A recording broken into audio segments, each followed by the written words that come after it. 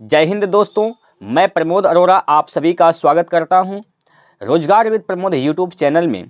प्यारे साथियों, प्यारे दोस्तों, आज हमारा जो प्रैक्टिस सेट नंबर स्टार्ट होने जा रहा है, ये प्रैक्टिस सेट नंबर दोस्तों 32 है। 32 प्रैक्टिस सेट आज हम लोग करने जा रहे हैं। इसके पहले हम लोग 31 प्रैक्टिस सेट कर चुके हैं।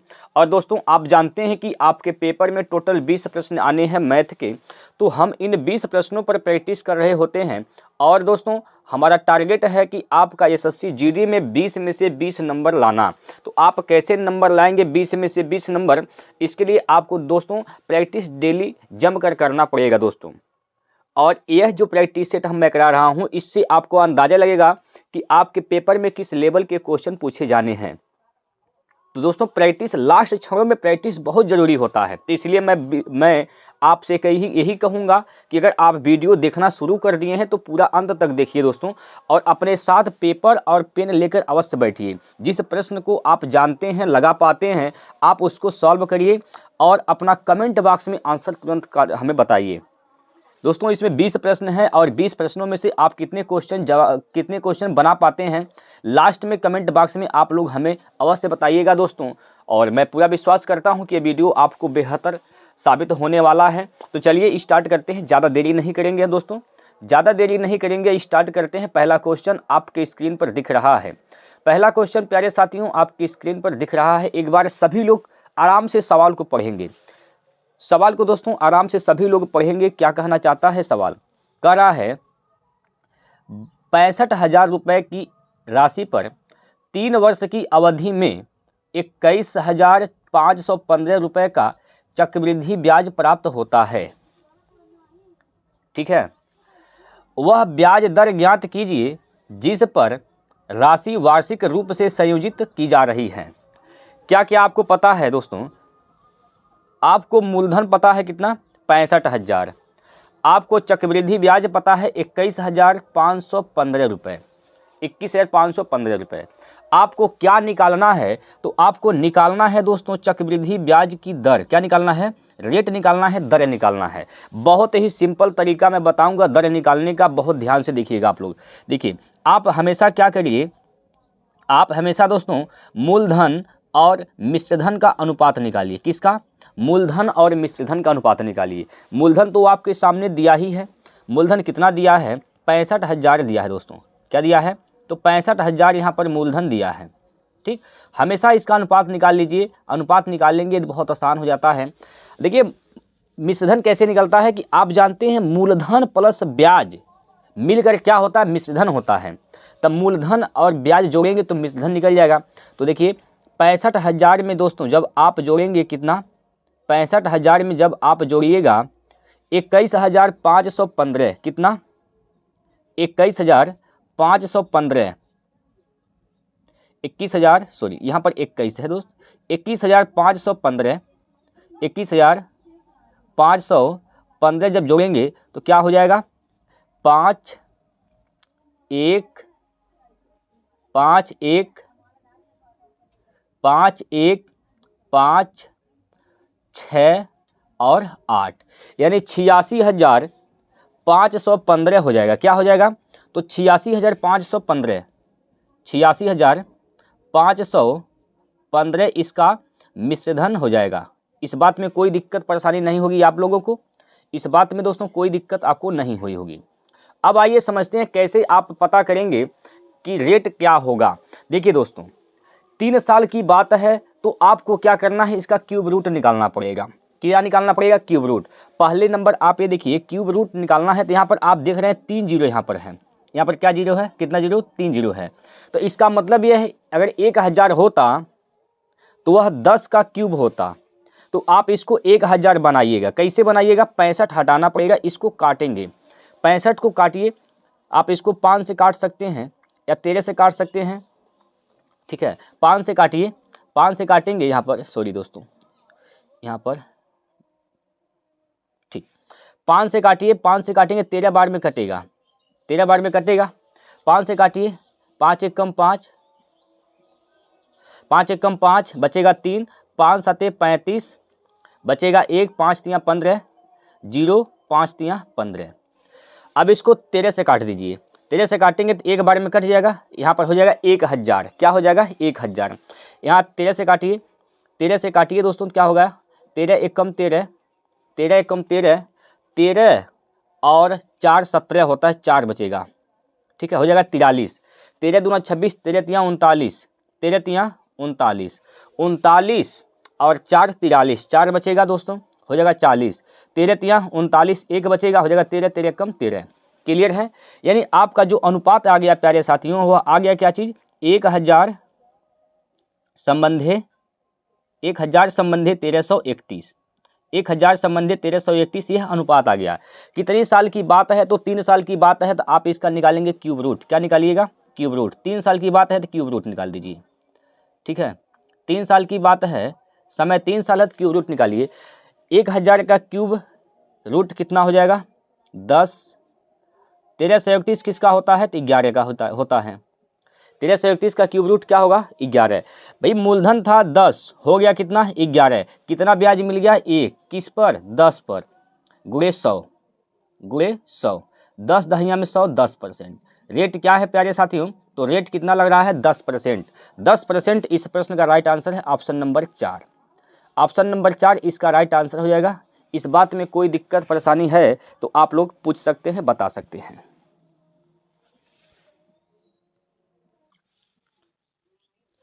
चलिए दोस्तों अगले क्वेश्चन की ओर चलते हैं। प्रश्न नंबर 2। दूसरा प्रश्न आपके स्क्रीन पर यहाँ इस प्रकार से दिया गया है। बताइए दोस्तों क्या होगा इसका उत्तर। सभी लोग एक बार कमेंट करके बताएंगे क्या होगा इसका राइट आंसर। बताइए दोस्तों इस प्रश्न का सही उत्तर क्या होगा। सभी लोग बताएंगे इस प्रश्न का सही उत्तर क्या होगा।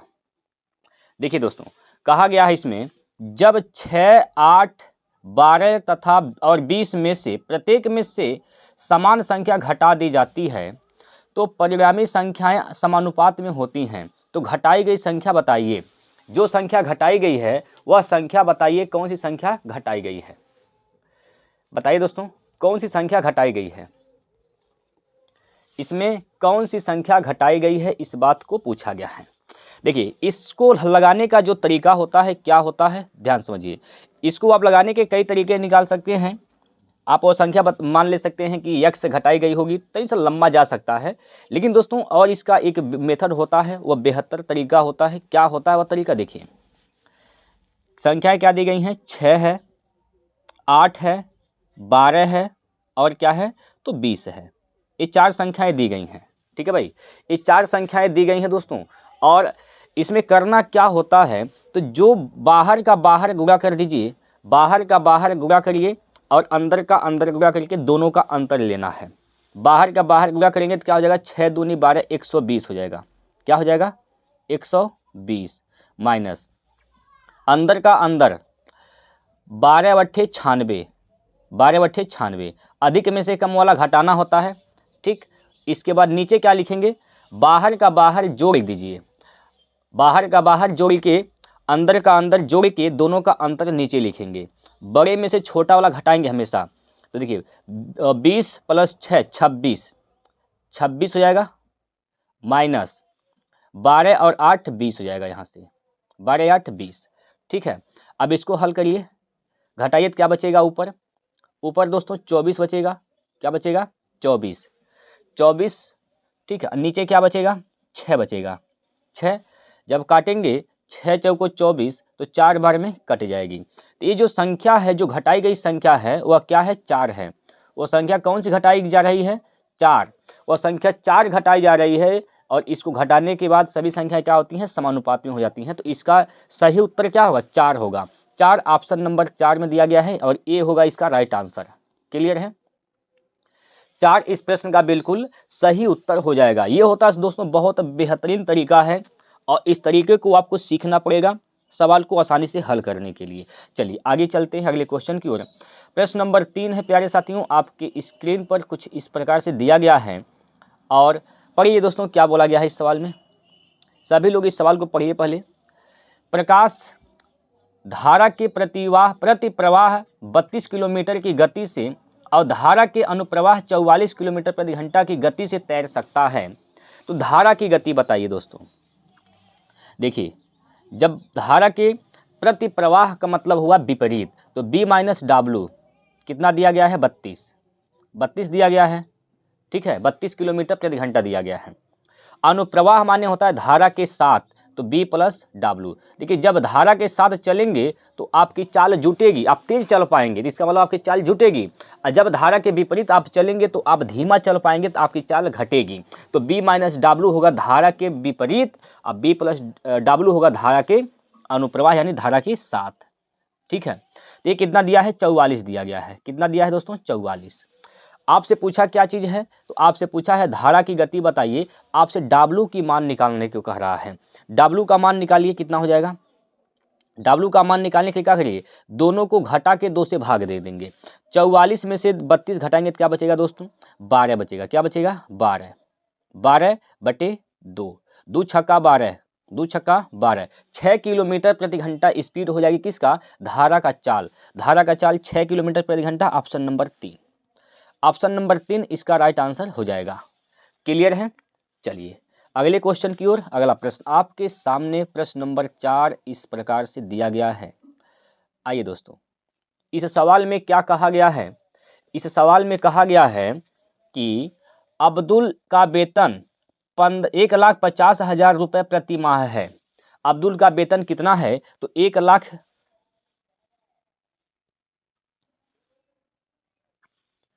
अब्दुल का वेतन 1,50,000 रुपये प्रति माह है। वह अपने वेतन का 10% कितना 10% विद्यालय शुल्क भरने में खर्च करता है दोस्तों। उसका वेतन कितना है, तो उसका वेतन दोस्तों 1,50,000 रुपये है, 1,50,000 रुपये उसका वेतन है, हर महीने उतना कमाता है 1,50,000। 10% दोस्त वह क्या करता है, विद्यालय का शुल्क भरता है, फीस देता है 10%। तो कितना फीस देता है 10% इसका निकाल दीजिए। तो इसका 10% फीस देता है, तो इसका मतलब ये हो गया वो फीस कितना देता है, तो देता है दोस्तों कितना 15,000 रुपये। कितना फीस देता है 15,000 रुपये वह फीस जमा कर देता है, ठीक है। 15,000 तो वह फीस जमा कर देता है, इस बात में कोई दिक्कत नहीं है। इसका 10% निकालना था 1,50,000 का। आगे एक बात और बोला गया है, आगे एक लाइन यह कहा गया है कि जुलाई के महीने में उसके वेतन में 3% की वृद्धि हो जाती है। जुलाई के महीने में उसके वेतन में कितना का वृद्धि हो जाता है 3% का। उसका वेतन क्या है 1,50,000 है, उसका वेतन दोस्तों 1,50,000 है, ठीक है, 1,50,000 उसका वेतन है। अब इसमें 3% की वृद्धि हो जाती है, तो वृद्धि कितना हो गया निकाल दीजिए, 2 जीरो से 2 जीरो कैंसिल, 15 या 45, यानी 4500 रुपये उसके वेतन में क्या होती है दोस्त वृद्धि हो जाती है। 4500 रुपये उसके वेतन में जुलाई के महीने में वृद्धि हो जाती है, इस बात में कोई दिक्कत नहीं है। आगे एक लाइन और आपसे कहा गया है, लेकिन उसी महीने विद्यालय शुल्क में 5% की वृद्धि हो जाती है। जुलाई महीना में विद्यालय शुल्क में 5% की वृद्धि होती है। विद्यालय में कितना फीस लगता है, तो भैया फीस लगता है 1500 रुपये, 10% फीस जमा करता है, इसका मतलब 1500 रुपये वो फीस जमा करता है हर महीने। उसी महीने में 5% उसके फीस में वृद्धि हो जाती है 5%, तो फीस कितना है 15,000 रुपये है। अब इस 15,000 में 5% फीस में वृद्धि हो गया, 5% फीस वृद्धि हुआ, इसका मतलब कितना वृद्धि हो गया 5/100 काटेंगे यहाँ से, तो 15 × 5 = 75, 750 रुपया उसके फीस में दोस्तों क्या हो गया है वृद्धि हो गया है। इस बात में कोई दिक्कत परेशानी है बताइए, इस बात में कोई दिक्कत परेशानी है, कोई दिक्कत नहीं है। आपसे पूछा है ना कि जुलाई महीने में उसकी बचत में कुल कितना परिवर्तन हुआ, तो जुलाई महीने में कितना परिवर्तन हुआ ये निकालना है। तो कैसे निकालिएगा, कैसे निकालिएगा बताइए, कैसे निकालेंगे दोस्तों। जुलाई महीने में उसके वेतन बचत में कितना परिवर्तन हुआ है, जुलाई के महीना में वेतन में वृद्धि माइनस फीस में वृद्धि, यही होगा परिवर्तन। बात समझ पा रहे हैं। जुलाई के महीना में जितना उसके वेतन में वृद्धि हुआ है उसमें से अगर आप शुल्क में वृद्धि घटा देंगे तो वही हो जाएगा क्या चीज़, जुलाई महीने में उसके बचत में परिवर्तन। तो देखिए उसके उस जुलाई महीने में उसके वेतन में कितने की वृद्धि हुई है 1500 रुपये की, सॉरी 4500 रुपये की, ठीक है, और उसके फीस में कितनी वृद्धि हुई है 7500 रुपये की। तो कितना परिवर्तन हो गया यहाँ से प्यारे साथियों आप परिवर्तन निकाल लीजिए, कितना परिवर्तन हो गया उसके बचत में। तो जीरो में जीरो गया तो जीरो, और यहाँ से 10 में से 5 गया तो 5, 14 में से 7 गया तो 7, और यहाँ से 3। 3750 रुपया उसके वेतन में क्या हुआ है, उसके बचत में क्या हुआ है, कुल परिवर्तन हुआ है। कितना? 3750 रुपया दोस्त उसके बचत में कुल परिवर्तन हुआ है। इस बात में कोई दिक्कत है? बताइए साथियों, इस बात में कोई दिक्कत है? ऑप्शन नंबर कौन सा सही होगा? परिवर्तन हुआ है, परिवर्तन में क्या हुआ दोस्तों?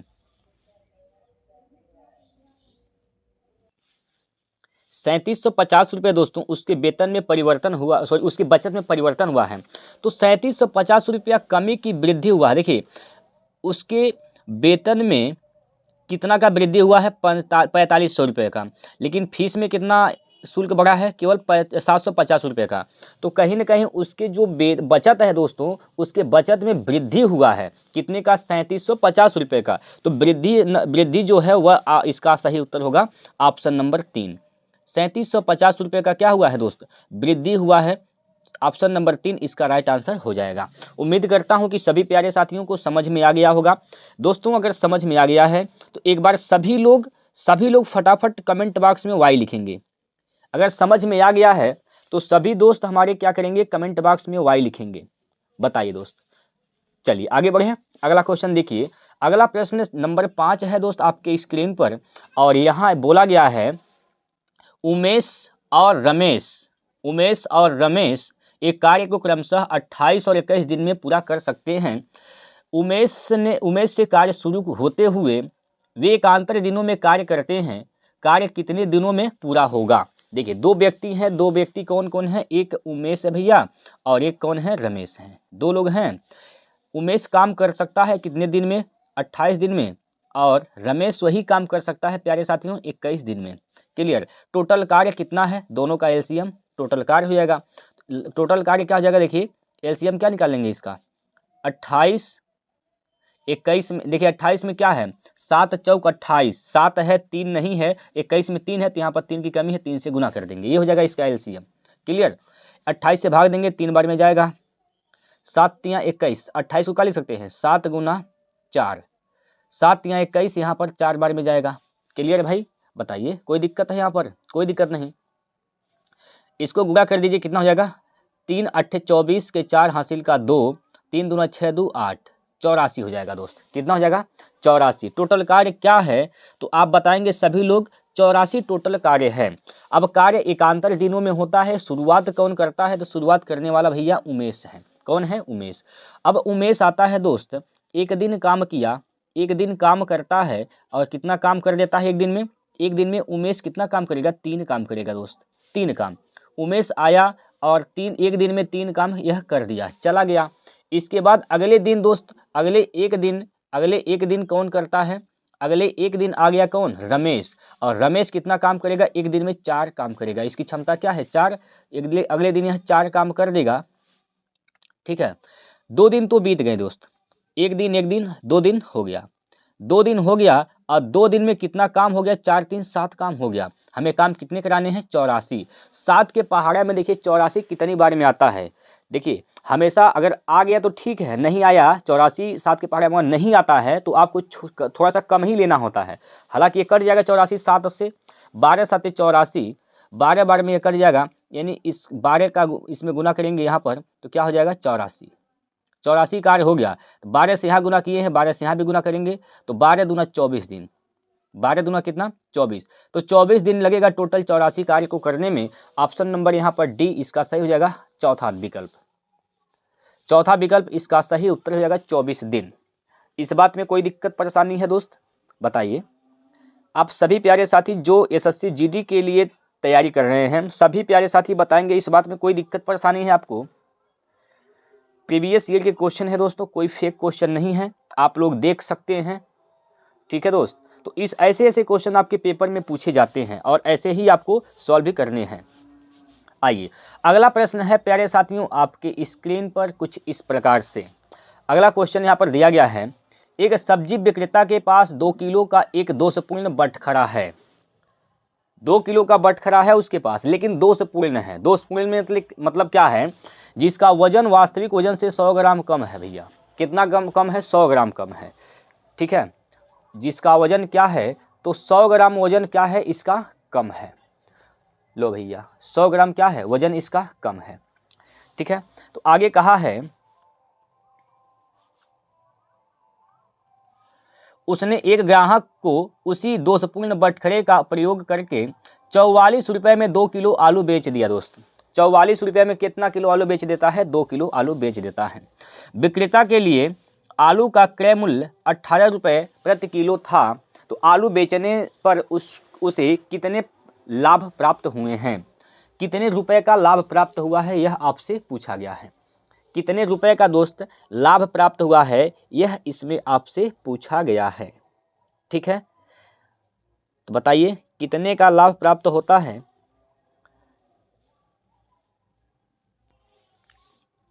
विक्रेता का दोस्तों सीपी क्या हो जाएगा? विक्रेता के लिए सीपी क्या होगा? जब 100 ग्राम कम रहता है वजन, तब भाई 2 किलोग्राम वह देता है, लेकिन कितना देता है? 100 ग्राम कम देता है, यानी वो देता कितना है? वह 1.9 किलोग्राम ही वजन तौलता है। ठीक है, 1.9 किलोग्राम वजन ही तौलता है। विक्रेता के लिए आलू का क्रय मूल्य क्या है? 18 रुपये। अगर दोस्तों 2 किलोग्राम का सीपी 18 है, तो 1.9 किलोग्राम का कितना हो जाएगा? हमें इसका निकालना है 1.9 किलो का, तो इसका सीपी क्या हो जाएगा? 1.9 किलोग्राम का सीपी क्या हो जाएगा? 1.9 गुणे 18, ये हो जाएगा 1.9 किलो का सीपी यानी क्रय मूल्य। तो कितना हो जाएगा? यहाँ से घटाइए, यहाँ पर जब गुणा करेंगे तो हो जाएगा कितना? 34.2 रुपये इसका क्रय मूल्य हो जाएगा 1.9 किलो वजन का। क्लियर है? बेचता कितने में है दोस्तों? यानी एसपी क्या है इसका? एसपी यानी विक्रय मूल्य क्या है प्यारे साथियों? इसका विक्रय मूल्य कितना दिया गया है? यहाँ पर विक्रय मूल्य दिया है 44 रुपये। 44 रुपये, तो लाभ कितने का हो गया? देखिए खरीदारी मूल्य कितना है इसका? 34 रुपये 2 पैसे यानी 20 पैसे मान लीजिए, और कितने में बेच रहा है? 44 रुपये में बेच रहा है, तो इसका लाभ क्या हो जाएगा? लाभ क्या हो जाएगा? लाभ बराबर विक्रय मूल्य माइनस क्रय मूल्य। 44 माइनस का 34.2। क्लियर? घटा दीजिए, यहाँ से घटाएंगे तो क्या बचेगा? आप 35 घटा दीजिए, यहाँ से 35 घटाइएगा तो क्या बचेगा भैया? बताइए क्या बचेगा? 9.8। कितना होगा दोस्त? 9.8। तो इसका लाभ कितने रुपए का हो जाएगा दोस्तों? 9.8 रुपये का। ऑप्शन नंबर 1 इसका सही उत्तर हो जाएगा, 9.8 रुपये। क्लियर है? चलिए आगे बढ़ते हैं, अगले क्वेश्चन की ओर चलते हैं। अगला प्रश्न प्यारे साथियों, प्रश्न नंबर 7 है आपके स्क्रीन पर, यहाँ पर दिया गया है। देखिए इस सवाल में क्या कहा जा रहा है? 20%, 5% और 2% की 3 क्रमिक छूटों के समतुल्य एकल छूट ज्ञात कीजिए। 3 प्रकार के छूट दिए गए हैं दोस्तों, समतुल्य छूट आपको बताने हैं। समतुल्य छूट प्यारे साथियों आपको बताने हैं, तो मैं इसका तरीका बताता हूं, आंसर आप लोग बताएंगे कौन सा विकल्प सही होगा। देखिए 20% का मतलब होता है 1/5, यानी 5 का सामान एक छूट में बिका, कितने में बिक गया? 4 में बिक गया। 5% का मतलब 1/20 होता है, इसका मतलब हुआ क्या? 20 का सामान दोस्तों एक के छूट में बिका, कितने में बिक गया? 19 में बिक गया। क्लियर है? 2% का मतलब क्या होता है दोस्तों? 2% का मतलब क्या होता है भाई? 2/100 करेंगे ना तो 1/50 हो जाएगा, यानी 50 का सामान था, एक छूट में बिका, इसका मतलब प्यारे साथियों 49 रुपये में यह बिक गया। ये अनुपात निकल गया, इसका गुना करेंगे, गुना करने के बाद यहाँ भी गुना करेंगे। देखिए इसका गुना कर दीजिए, गुणा करने के बाद जो भी आएगा यहाँ पर आप लिखेंगे। ठीक है, यहाँ पर आप लिखेंगे और इसका गुणा कर दीजिए, इसका गुणा करिए और इसका गुणा करने के बाद जो आएगा आप यहाँ पर लिखेंगे, यहाँ पर लिखेंगे। ठीक है, और इससे देखिए कितने का छूट हो रहा है ओवरऑल। ठीक है, तो आप लोग हमें इसका आंसर कमेंट बॉक्स में बताएंगे कितना आएगा इसका राइट आंसर। ठीक है, तरीका आप लोग जान गए हैं, आंसर आप लोग करके बताएंगे क्या होगा। अगला क्वेश्चन है प्यारे साथियों, 8वां नंबर प्रश्न आपके स्क्रीन पर है। यहाँ इस प्रकार से कहा है कि मोना प्रत्येक 1500 रुपये के 2 हैंडबैग खरीदती है।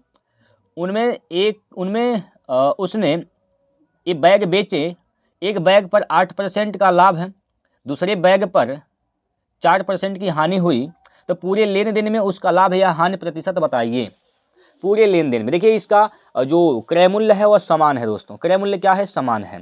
क्रय मूल्य समान है, इसका मतलब ये होता है कि क्रय मूल्य समान है, तो यहाँ से बस ये बताता है यह 1500 रुपये कि क्रय मूल्य इसका समान है।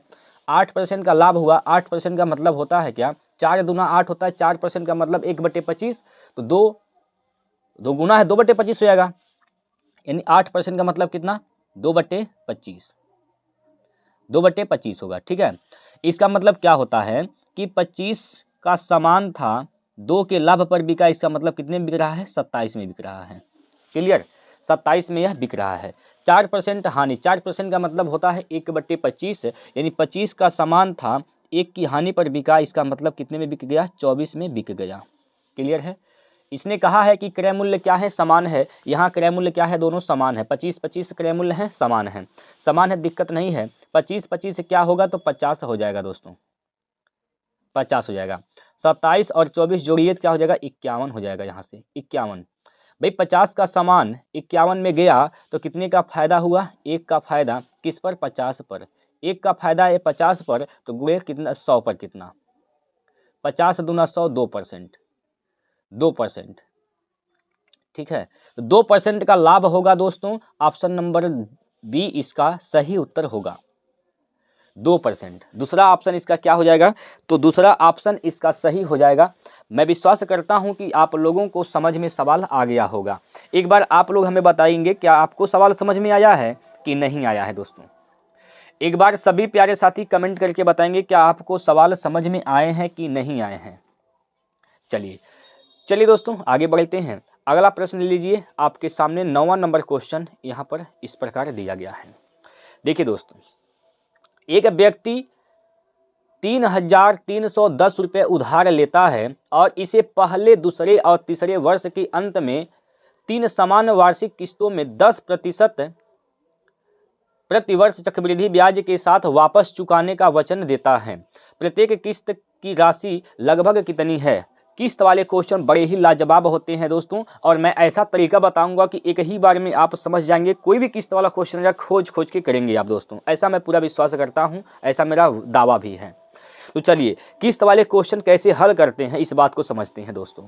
देखिए ये जो रेट दिया है दोस्तों, बड़े काम का चीज़ है रेट। यह जो रेट दिया है दर 10%, ये बहुत ही कमाल का चीज़ है। इस 10% का मतलब क्या होता है? तो आप सभी लोगों के अंदर से जवाब आया होगा कि 10% का मतलब कुछ और नहीं 1/10 ही होता है। क्या होता है? 1/10। आप यहाँ से मूल्य निकालेंगे, मूल्य और किस्त का अनुपात निकालेंगे, मूल्य और किस्त, मूल्य और किस्त का अनुपात निकालेंगे दोस्तों। मूल्य था 10, मूल्य क्या था दोस्तों? 10 था, तो किस्त 1 बढ़ के यानी 11 लगेगा। ठीक है, 3 साल की बात है तो 3 बार लिखेंगे। दूसरे साल करेंगे तो इसका स्क्वायर 10 का स्क्वायर 100, 11 का स्क्वायर 121। तीसरे साल में जाएंगे तो इसका क्यूब 10 का क्यूब 1000 और 11 का क्यूब 1331 हो जाएगा। यह अनुपात आ गया। लेकिन आपसे यहाँ बोला गया है कि जो किस्त है समान किस्त है दोस्तों। यहाँ 1331 है, यहाँ 121 है और यहाँ पर दोस्तों 11 है, तो किस्त समान नहीं है। किस्त को समान बनाना होगा आपको। समान कैसे बनाएंगे? देखिए 121 को अगर 1331 बनाना है तो क्या करेंगे आप? 11 से, सॉरी इसमें नहीं, इसमें, यहाँ पर आप 11 से गुना करेंगे, यहाँ पर 11 से गुना इसमें करेंगे। ठीक है भाई, 11 से गुना यहाँ करेंगे और 111 को जब 1331 बनाएंगे तो यहाँ पर 121 से गुना इसमें भी करना पड़ेगा आपको। अब ये समकिस्त समान हो गए, सभी 1331 हो गए हैं। जो काम आपने इधर किया है अनुपात में दोनों साइड में करना होता है, तभी जाके वह अनुपात सही होता है। ठीक है, ये सभी के सभी क्या हैं? आपस में अनुपात ही तो हैं। अब आप वही काम यहाँ भी करेंगे, 121 का गुना यहाँ भी करेंगे दोस्तों, 121 का गुना यहाँ करेंगे। ठीक है, और इसमें आपने 11 से गुना किया तो 11 से गुना यहाँ भी करेंगे। जब इसमें करेंगे गुना 121 का गुना जब 10 में करेंगे दोस्तों तो क्या हो जाएगा, तो 121 एक 0 हो जाएगा। 11 का गुना जब 100 में करेंगे तो 1100 हो जाएगा। ठीक है भाई, और ये तो 1000 है, ये है। ये टोटल कितने हो जा रहे हैं मूलधन, जोड़ यहाँ पर जोड़िए इसको, कितना होगा 0 1 2 1 3 और 3 यहाँ से हो जाएगा, 1 1 1 3 हो जाएगा यहाँ से।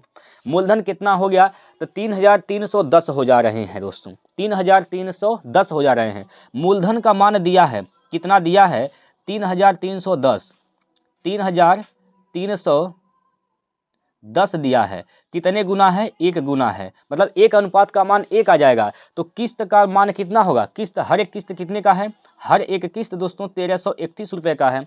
1 अनुपात का मान 1 है तो 1331 अनुपात का मान भी 1331 ही होगा। तो 1331 इसका राइट आंसर है ऑप्शन नंबर 4। बात समझ पाए कि नहीं समझ पाए दोस्तों, आप लोग बताइए, ये सवाल आपको समझ में आया कि नहीं आया? आप लोग कमेंट करके, जल्दी से कमेंट करके बताइए, क्या आपको यह सवाल समझ में आया कि नहीं आया दोस्तों। चलिए आगे चला जाए, बताइए, सभी प्यारे साथी कमेंट करके बताएंगे। चलिए दोस्तों आगे चलते हैं और अगला क्वेश्चन आपकी स्क्रीन पर यहाँ लेते हैं, प्रश्न नंबर 10। 10वां प्रश्न है प्यारे साथियों आपकी स्क्रीन पर, और इस सवाल में देखिए क्या कहा गया है। एक स्पोर्ट क्लब में 86% सदस्य पुरुष हैं, 14% सदस्य महिलाएं हैं। यदि पुरुषों की औसत आयु 25 वर्ष और महिलाओं की औसत आयु 35 वर्ष है तो सभी सदस्यों की औसत आयु बताइए। एक स्पोर्ट क्लब में दो कैटेगरी के यहाँ पर मनुष्य हैं, एक महिलाएं हैं और पुरुष हैं। पुरुष यानी मेल और कौन है, फीमेल। संख्या में कितने हैं, 86% क्या है दोस्तों, पुरुष हैं 86%। ठीक, महिलाएं कितनी है, 14% हैं। महिलाएं कितनी है दोस्तों, तो महिलाएं दोस्तों यहाँ पर 14% हैं। क्लियर है, महिलाएं कितनी परसेंट हैं, 14% हैं। यहाँ से अनुपात निकाल लीजिए आप इसका दोस्तों, जब अनुपात निकालेंगे तो परसेंट से परसेंट कैंसिल, 2 से काटेंगे 2 7 14, 2 से काटिएगा 2 चौको 8, 2 3 6, 43 संबंधित 7 हो जाएगा यहाँ पर इनकी संख्या का अनुपात। ठीक है, औसत दिया है, औसत कितना दिया है, तो औसत दोस्तों यहाँ पर दिया है, पुरुष कितने हैं 25, पुरुष का औसत क्या है दोस्तों 25 है, और महिलाओं का औसत क्या है, तो यहाँ पर 35 दिया गया है। ओवरऑल इनका औसत पूछा है, हम मान लेते हैं दोस्तों कि ओवरऑल औसत जो है वह हम किसी को मान लें, या 25-35 किसी को मान सकते हैं। हमने मान लिया दोस्तों ओवरऑल औसत क्या है 25 है, ओवरऑल औसत क्या मान लिया हमने 25 है, 25 है, ओवरऑल औसत क्या मान लिया 25 है। तो जो 35 यह है दोस्तों, 35 जो है ये क्या है, ये 25 से 10 ज़्यादा है। इसको लिख सकते हैं 25 + 10, बोलिए लिख सकते हैं? आप कहेंगे जी सर बिल्कुल लिख सकते हैं, 25 + 10 लिखने में कुछ नहीं जाता है, तब पर भी 35 है। हमने औसत 25 माना है, ये 10 ज़्यादा है तो 10 का 7 में गुणा कर देंगे, कितना ज़्यादा हो जाएगा टोटल, 10 7 70, तो 70 ज़्यादा हो जाएगा। ओवरऑल कितना ज़्यादा है, 70 ज़्यादा है। अभी 70 को बांटेंगे सभी संख्याओं में, 43 और +7 50 लोगों में बांट देंगे, 50 लोगों में बांटेंगे तो 0 से 0 यहाँ पर कैंसिल होगा, और 5 से काटिए, 5 1 कम 5 बचेगा क्या, 5 2 बचेगा 0.4, 5 चौको 20, 5 चौको 20। ठीक है, यानी 1.4 ज़्यादा हो जाएगा, तो 25 + 1.4 जोड़ेंगे तो 26.4 हो जाएगा। कितना हो जाएगा, 26.4, 26.4 इसका राइट आंसर हो जाएगा। ऑप्शन नंबर कौन सा सही है, दूसरा, ऑप्शन नंबर 2 इसका बिल्कुल सही उत्तर हो जाएगा, 26.4। क्लियर है, पूरी सदस्यों का जो औसत आयु होगा वो कितना होगा, तो 26.4 हो जाएगा। इस बात में कोई भी दिक्कत है तो बता सकते हैं प्यारे साथियों। अगला क्वेश्चन देखिए, 11वां प्रश्न है दोस्तों आपके सामने कुछ इस प्रकार से, और इस प्रश्न में क्या कहा गया है, 40 तक सभी अभाज्य संख्याओं का औसत बताइए क्या है। मेरे दोस्तों औसत संख्या तो याद करना पड़ता है, औसत संख्या लिखना पड़ेगा, तो आपको क्या कहा यहाँ पर, दशमलव के 2 स्थान तक बताने हैं। तो आप क्या करिए, ये जितने भी अभाज्य संख्याएं होती हैं, जितने भी अभाज्य संख्याएं होती हैं सबको लिखना है, 40 तक सबको जोड़ना है और सभी संख्या से भाग देना है जितनी अभाज्य संख्याएं हैं। सबसे पहले आप हमें यह बताइए दोस्तों, सबसे छोटी अभाज्य संख्या क्या है? सबसे छोटी अभाज्य संख्या क्या होती है? सबसे छोटी अभाज्य संख्या क्या होती है दोस्तों? सबसे छोटी अभाज्य संख्या क्या होती है? कमेंट बॉक्स में आप लोग बताइए क्या होता है। और इस प्रश्न का उत्तर जो होगा वो भी आप लोग हमें कमेंट करके बताएंगे। मैं जानना चाहता हूं कि आप लोगों को अभाज्य संख्या के बारे में जानकारी है कि नहीं, अभाज्य संख्या में आप पकड़ बना पाते हैं कि नहीं बना पाते हैं। आप लोग हमें कमेंट बॉक्स में इसका आंसर बताइए। सबसे छोटी अभाज्य संख्या क्या होती है, आप लोग हमें इसका आंसर भी बताएंगे। क्लियर है भाई? आगे चला जाए, इसका जवाब आप लोग दे पाएंगे। चलिए अगला क्वेश्चन लेते हैं आपकी स्क्रीन पर, और ये है क्वेश्चन दोस्तों बहुत ही लाजवाब। B square minus A square और ये B square minus A B है दोस्तों, ये B square minus A B है, ठीक है। इसका तृतीय अनुपाती आपको बतानी है। तृतीय अनुपाती निकालने के लिए क्या करते हैं, दूसरे वाले का स्क्वायर करते हैं भाई, दूसरे वाले का स्क्वायर करके पहले वाले से भाग देते हैं। तो दूसरे वाला के स्क्वायर करिए, यानी बी स्क्वायर माइनस का ए बी का स्क्वायर बटे नीचे क्या होगा, पहला वाला, यानी बी स्क्वायर माइनस का ए स्क्वायर। अब ऊपर ए माइनस बी का होल स्क्वायर का सूत्र लगाएंगे तो क्या होता है भैया, ए का स्क्वायर यानी बी का स्क्वायर यानी 4 घात हो जाएगा, 4 घात होगा, ठीक है। प्लस बी का स्क्वायर यानी इसका ए बी का स्क्वायर करेंगे तो ए स्क्वायर बी स्क्वायर हो जाएगा यहाँ से, ठीक है। बी स्क्वायर ए स्क्वायर बी स्क्वायर हो जाएगा, माइनस का 2ab होता है, माइनस का 2 इंटू ए क्या है, बी स्क्वायर है, इंटू बी क्या है, ए बी है, बटे नीचे क्या हो जाएगा, तो बी स्क्वायर माइनस का ए स्क्वायर। ऊपर से दोस्तों आप बी कामन ले लीजिए, बी स्क्वायर कामन ले लेंगे। अगर आप दोस्त ऊपर से बी स्क्वायर कामन ले लेंगे तो क्या बचेगा, बी स्क्वायर बचेगा, प्लस का ए स्क्वायर बचेगा, और माइनस का 2ab बचेगा। क्लियर? बटे नीचे क्या हो जाएगा, बी स्क्वायर माइनस का ए स्क्वायर, ठीक है भाई। चलिए अब देखिए यहाँ से ये जो देखिए, इसको देखिए आप लोग, इस हिस्से को देखिए, ये क्या है, बी स्क्वायर माइनस का बी माइनस ए का होल स्क्वायर का फार्मूला बनेगा, ठीक है। क्या बनेगा, बी माइनस ए का होल स्क्वायर का फार्मूला, बी तो बाहर है, बी स्क्वायर तो बाहर है कॉमन, ये बन जाएगा क्या, B square sorry B minus A का होल स्क्वायर का फार्मूला यहाँ से बन जाएगा। नीचे क्या होगा, वही बी स्क्वायर माइनस का ए स्क्वायर। इसको लिख सकते हैं दोस्तों, इसको लिख सकते हैं नीचे वाले को, इसको लिखा जा सकता है एक कोष्टक में ए प्लस बी, एक कोष्टक में ए माइनस बी। ए माइनस बी का होल स्क्वायर का नियम क्या होता है, एक कोष्टक में दोनों को जोड़ते हैं और एक कोष्टक में दोनों को घटाते हैं। तो होगा क्या यहाँ पर, B square B minus A का होल स्क्वायर बटे एक कोष्टक में बी प्लस का ए और एक कोष्टक में बी माइनस का ए होगा। क्लियर है? अब माइनस वाले से देखिए दोस्तों, ऊपर माइनस 2 बार है, नीचे एक बार से कैंसिल हो जाएगा। तो क्या बचेगा भैया, बी स्क्वायर कोष्टक में बी माइनस ए बटे नीचे बी प्लस ए। किस में मिल रहा है, तो किस में मिल रहा है दोस्तों, यह मिल रहा है दोस्तों ऑप्शन नंबर 3 में। किस में, सॉरी ऑप्शन नंबर 1 में। क्लियर है? ऑप्शन नंबर 1 इसका राइट आंसर हो जाएगा। बी स्क्वायर माइनस का बी स्क्वायर कोष्टक में बी माइनस ए बटे बी प्लस ए। ऑप्शन नंबर 1 इस प्रश्न का राइट आंसर हो जाएगा। उम्मीद करता हूं कि सभी प्यारे साथियों को सवाल समझ में आया होगा। थोड़ा सा दोस्तों ये टेक्निकल सवाल के सीरीज में गिना जाएगा क्योंकि थोड़ा सा कैलकुलेटिव सवाल है। क्लियर है? लेकिन खैर कोई बात नहीं दोस्तों, एक एक नंबर बहुत महत्वपूर्ण होते हैं, हर सवाल आपको सॉल्व करने हैं। चलिए आगे चला जाए। अगला क्वेश्चन प्रश्न नंबर 13 है दोस्तों आपकी स्क्रीन पर। प्रश्न नंबर 13 दोस्तों आपके सामने यहाँ पर दिया गया है। बोला गया है उस त्रिभुज का क्षेत्रफल ज्ञात कीजिए जिसकी भुजाएं 13 सेंटीमीटर, 14 सेंटीमीटर और 15 सेंटीमीटर हैं। 13, 14, 15 सेंटीमीटर त्रिभुज का क्या है, भुजाएं हैं। भुजाएं क्या हैं, अलग अलग हैं, यानी विषम बाहु त्रिभुज है दोस्तों। विषम बाहु त्रिभुज है तो इसका हीरोज फार्मूला लगाएंगे यहाँ पर सूत्र, यहाँ पर हीरोज फार्मूला के सूत्र से दोस्तों इसका क्षेत्रफल निकालेंगे हम लोग त्रिभुज का। हीरोज फार्मूला क्या होता है, हीरोज फार्मूला दोस्तों क्या होता है, त्रिभुज का क्षेत्रफल बराबर अंडर रूट में यस माइनस ए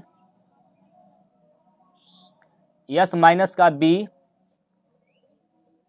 और यस माइनस का सी।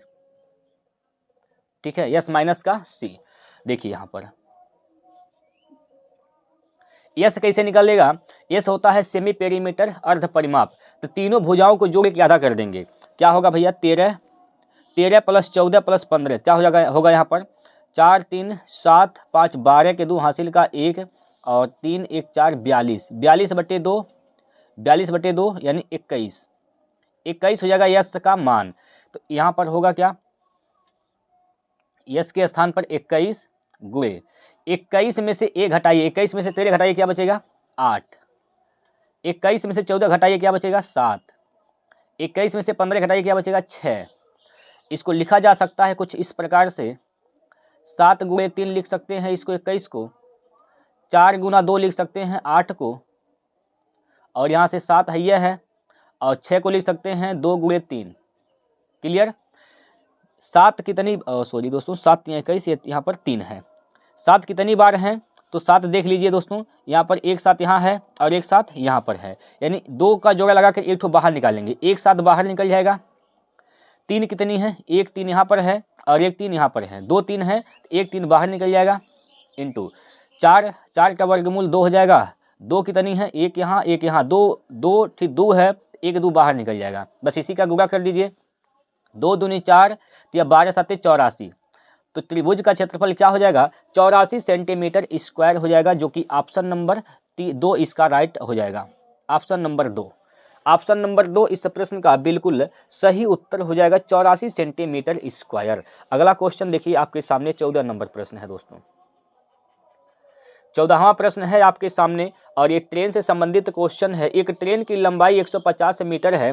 यदि यह ट्रेन समान दिशा में 2 किलोमीटर प्रति घंटा की गति से चल रही है, एक व्यक्ति को 3 सेकंड में पार करती है, तो ट्रेन की गति बताइए, लगभग ट्रेन की गति क्या होगी।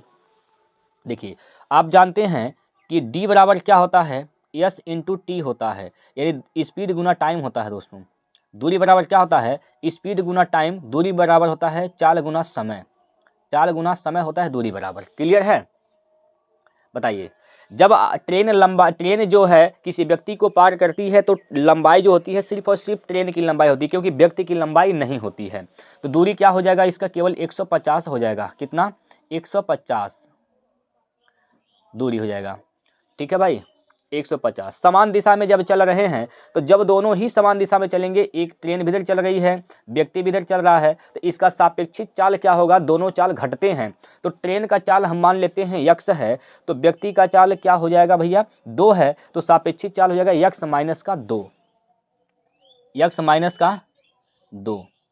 यह किलोमीटर प्रति घंटा में है, इसको आप मीटर प्रति सेकेंड में बदलेंगे तो 5/18 से कर देंगे यहाँ पर गुना, 5/18 से क्या कर देंगे, गुना कर देंगे, और गुना समय क्या है, तो समय 3 सेकंड है, 3 सेकंड है। देखिए 3 5 15 से 15 कैंसिल 10 बार में। क्लियर, 18 का गुना 10 में करेंगे तो 180 हो जाएगा। यहाँ से 180 बराबर यक्स माइनस का 2, तो यक्स बराबर क्या हो जाएगा, यक्स 2 इधर, यक्स का मान निकालेंगे तो 2 इधर जाएगा, तो 180 प्लस 2 हो जाएगा 182, 182। ट्रेन की चाल क्या है, तो 182 मीटर प्रति सेकंड है, 182 मीटर क्या है, सॉरी 182 किलोमीटर प्रति घंटा हो जाएगा। ठीक है भाई, ट्रेन की गति क्या हो जाएगी 182 किलोमीटर प्रति घंटा। ऑप्शन नंबर 4, ऑप्शन नंबर 4 इस प्रश्न का राइट आंसर हो जाएगा। क्लियर है, चलिए आगे चला जाए। अगला प्रश्न देखिए, प्रश्न नंबर यहाँ पर 15, प्रश्न नंबर दोस्तों 15 है। 880 रुपये में एक वस्तु बेचने पर एक दुकानदार को 10% का लाभ होता है। बिक्री में कमी के कारण वह पिछले विक्रय मूल्य पर 25% छूट देता है तो बिक्री के दौरान उसका लाभ या हानि प्रतिशत बताइए। देखिए दोस्तों, क्या कहा गया है इस सवाल में,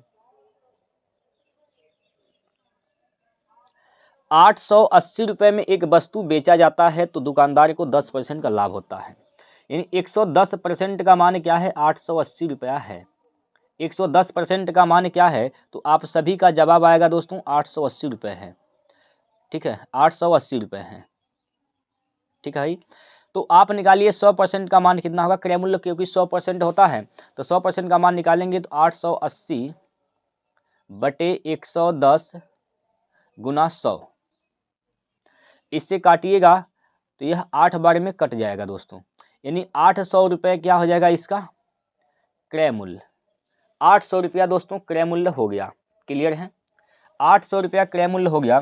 कह रहा है बिक्री में कमी के कारण बिक्री कम हो गया तो वह पिछले विक्रय मूल्य पर 25% का छूट दे देता है। जो उसका विक्रय मूल्य था उस पर 25% छूट दे दिया तो विक्रय मूल्य क्या था भैया इसका 880 रुपये। इस पे इसने क्या कर दिया, 25% का छूट दे दिया। 880 रुपये पर 25% छूट दिया। 25% का मतलब होता है दोस्तों 1/4, यानी 1 का छूट दिया 4 पे तो 3/4 में बिका है यह। ठीक, 4 से काटिए, 22 चौक 88, 220, 220 गुना 3 करेंगे तो क्या हो जाएगा 660, यानी 660 रुपये में वह बिका है। ठीक है, 660 रुपये में दोस्तों क्या हुआ है, तो वह बिका है। क्लियर है, 660 में दोस्त वह बिक गया है। अब बताइए 800 रुपये में खरीदा गया, 660 रुपये में बिका, तो घाटा हुआ कि फायदा, घाटा हो गया। कितने का घाटा हुआ, देखिए 0 और यहाँ से 10 में से 6 गया तो बचेगा 4 और 7 में से 6 गया तो 1 बटे किस पर 800 पर गुणे 100, 0 से 0 कैंसिल। ठीक, 8 से भाग दीजिए, 8 कम 8 और 6 बचेगा हो जाएगा 60, 8 7 56, 4 बचेगा 8 5 40, यानी 17.5% का नुकसान हुआ है, हानि हुआ है दोस्तों। 17.5% की हानि हुई है। ऑप्शन नंबर 2 इसका राइट आंसर हो जाएगा, 17.5%। क्लियर है भाई। चलिए आगे अगला प्रश्न देखिए, 16वां प्रश्न। 16वां प्रश्न दोस्तों आपके स्क्रीन पर है और इसका जवाब मैं चाहता हूं कि आप सभी प्यारे साथी हमें कमेंट बॉक्स में बताएं। अगर आप लोग ईमानदारी से दोस्तों तैयारी कर रहे हैं, वीडियो पूरा देख रहे हैं, समझ में आ रहा है, तो आप लोग इस प्रश्न का उत्तर हमें कमेंट बॉक्स में बताएंगे। क्लियर है, बोलिए दोस्तों, क्या इस बात में कोई दिक्कत है? चलिए इसका जवाब आप लोग हमें कमेंट बॉक्स में बताएंगे। और 17वां प्रश्न आपके सामने यहाँ पर ले रहे हैं। चलिएगा, यहाँ समझिए 17वां प्रश्न में क्या कहा जा रहा है। इसमें कहा गया है कि निम्नलिखित संख्या में से कौन सा युग्म सापेक्षित रूप से अभाज्य है। सापेक्षित रूप से अभाज्य होने का मतलब यह है दोस्तों, यह अभाज्य सह अभाज्य आपसे पूछना चाहता है। कौन सा अभाज्य? सह अभाज्य। सह अभाज्य होता क्या है दोस्तों, एक बार मैं आप सभी को बता दूं कि सह अभाज्य की अगर बात किया जाए दोस्तों, सह अभाज्य की अगर बात किया जाए तो सह अभाज्य क्या होता है?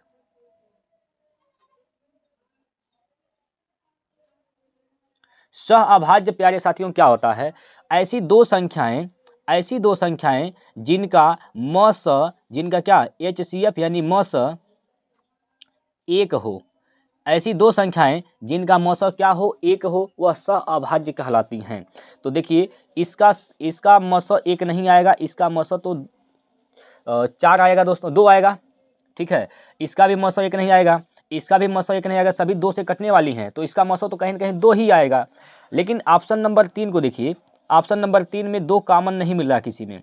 देखिए जो 39 में है वो 68 में नहीं है, यानी इन दोनों में कोई चीज़ कॉमन नहीं मिल रहा है, तो क्या इसका म स होगा 1 होगा। तो यही इसका राइट आंसर हो जाएगा। यही क्या हो जाएगा, इसका राइट आंसर है, युग्म सापेक्षित रूप से सह अभाज्य हो जाएगा। क्लियर है, इस बात में कोई दिक्कत परेशानी है? सह अभाज्य युग्म किसे कहते हैं? सह अभाज्य युग्म उसे कहते हैं जिसके दो संख्याओं के बीच का अंतर 2 हो। ठीक है भाई, चलिए आगे चलते हैं, अगला क्वेश्चन लेते हैं। प्रश्न नंबर 18। देखिए, इसमें कहा गया है कि उस अर्धगोले का आयतन ज्ञात कीजिए जिसकी त्रिज्या क्या है, 5.5 सेंटीमीटर है। दशमलव के 2 अंकों तक सही मान बताने हैं आपको। अर्धगोले का आयतन का फार्मूला क्या होता है, तो अर्धगोले का आयतन का फार्मूला होता है 2/3 पाई आर क्यूब। क्या होता है, पाई आर क्यूब। 2/3 पाई का मान दोस्तों 22/7, 22/7। आर का मान क्या है, 5.5, 5.5 का क्यूब करेंगे। क्या करेंगे, क्यूब करेंगे। अब दोस्तों आप लोग इसका हमें कमेंट बॉक्स में आंसर बताइए क्या होगा हल करने के बाद। इसको जब आप हल करेंगे तो इसका उत्तर क्या होगा, पहले नंबर विकल्प तो आप काट देंगे क्योंकि दशमलव में है या नहीं है। ठीक है भाई, पहला नंबर विकल्प तो ऐसे ही कट जाएगा और ये भी विकल्प कट ही जाएगा क्योंकि 0.3 स्थान पर दिया गया है। आप लोग बताइए कौन सा इसका राइट आंसर होगा। कमेंट बॉक्स में इसका हमें आंसर बताइए। कमेंट बॉक्स में दोस्तों आप लोग हमें आंसर बताइए क्या होगा इसका सही उत्तर। ठीक है, चलिए अगला क्वेश्चन लेते हैं। प्रश्न नंबर 19 और 19वां प्रश्न दोस्तों आपके सामने इस प्रकार से दिया गया है। देखिए, प्रसाद अकेले एक कार्य को 144 दिनों में कर सकता है। उसी कार्य को 16 दिनों में पूरा करने के लिए प्रसाद के समान क्षमता वाले कितने व्यक्तियों की आवश्यकता होगी। प्रसाद जब कार्य करता है तो 144 दिन में समाप्त कर देता है। अब यही कार्य उसी की क्षमता के अनुसार, उसी की क्षमता के ही व्यक्ति की कितनी संख्या होनी चाहिए कि कार्य 16 दिन में समाप्त हो जाए। तो हम मान लेते हैं 1 व्यक्ति हों तो 16 दिन में समाप्त कर देंगे। तो 16 से काटिए 16 9 144, x का मान कितना हो गया, 9। तो कितने व्यक्ति की आवश्यकता होगी, 9 व्यक्ति की आवश्यकता होगी। ऑप्शन नंबर 1 क्लियर है। चलिए अगला प्रश्न, प्रश्न नंबर 20 और यह है आज का लास्ट प्रश्न। यह है दोस्तों आज का लास्ट प्रश्न और चुनाव वाले प्रश्न बहुत फेमस होते हैं आपके एग्जाम पॉइंट ऑफ व्यू से और बहुत ही इंपॉर्टेंट क्वेश्चन है दोस्तों, बहुत ही लाजवाब इंपॉर्टेंट क्वेश्चन है प्यारे साथियों। चलिए देखिए इसमें क्या कहा गया है। 2 उम्मीदवारों के बीच चुनाव में मतदान का एक 70% मत पाने वाला उम्मीदवार 16,000 मतों से बहुमत से चुना जाता है। विजयी उम्मीदवार के पक्ष में पड़े मतों की संख्या बताइए। देखिए दोस्त, 2 उम्मीदवार थे, मतदान का 70% मत पाने वाला एक उम्मीदवार को 70% मिले हैं, दूसरा को कितना मिलेगा, टोटल 100% होता है, एक को 70% मिला है तो दूसरा को कितना मिलेगा, 30%। दूसरे वाले उम्मीदवार को कितना मिलेगा, 30% मत मिलेंगे। क्लियर है। चलिए जीतने वाला कौन है, 70%। कितने मतों से जीतता है, 16,000 से। कितने परसेंट से जीतना है भाई, कितने परसेंट से जीत गया यह, 40% से ना। तो 40% का मान कितना हो जाएगा दोस्त, 40% का मान हो जाएगा 16,000। तो बोला गया है कि विजयी जो हुआ है उम्मीदवार उसके पक्ष में कितने वोट पड़े हैं, तो 70% का मान निकाल दीजिए। 70% का मान निकालिएगा क्या हो जाएगा, देखिए 16,000 बटे 40% गुणे 70%। क्लियर। देखिए इससे कैंसिल, 4 से काटिए, 4 बार में कैंसिल, यानी हो जाएगा कितना, 4,000। 4 7 28,000, 28,000 इसका राइट आंसर है ऑप्शन नंबर 4। 28,000 दोस्तों विजयी उम्मीदवार के पक्ष में वोट पड़े हैं और यही आपसे पूछा गया था। ऑप्शन नंबर 4 इसका राइट आंसर हो जाएगा। उम्मीद करता हूं दोस्तों 20 प्रश्न आप लोगों ने किया है, बेहद इंपॉर्टेंट क्वेश्चन है, प्रीवियस ईयर के क्वेश्चन है, तो आपको हर एक सवाल समझ में आया होगा। जितने क्वेश्चन हमने आपको कमेंट बॉक्स में आंसर मांगे हैं आप लोगों को उसके जवाब देने हैं। तो आप लोग अगर ईमानदारी से तैयारी कर रहे हैं और अपनी लक्ष्य प्राप्ति करना चाहते हैं तो उन प्रश्नों को जरूर सॉल्व करिएगा जो प्रश्न हमने आपको कमेंट बॉक्स में आंसर मांगा है दोस्तों। क्लियर है। तो चलिए आज के लिए दोस्तों इतना ही रखते हैं, कल फिर मिलते हैं, अगले ज़बरदस्त प्रैक्टिस सेट को लेकर आएंगे और फिर हम लोग उसको भी देखेंगे। चलिए तो आज के लिए इतना ही। जय हिंद, जय भारत।